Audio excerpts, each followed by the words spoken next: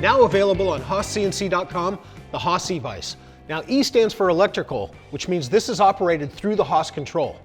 To set it up is easy. There's no hoses or lines, simply plug it into the control and it's ready to go. Here's how it works. I'm going into my work holding tab. I'm going to select E-Vise, and then I'm going to set my clamping time, my unclamping time, then I'll set the clamping strength. 1 being the lightest, 25 being the highest clamp force. Now, if you have an operator at the machine, there are 2 ways to operate it. You can either clamp and unclamp directly from the screen using F2, or you can use the foot pedal and clamp and unclamp just as you would if you were putting a part in a lathe chuck. If you're running in automatic mode, such as with a robot or an auto parts loader, an M code in your program clamps and unclamps the vise.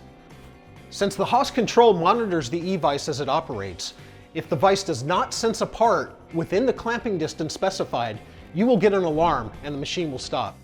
The E-Vise comes in 2 configurations. We have the self-centering vise like you see here on the machine, or a 6-inch fixed jaw vise like you see here on the table.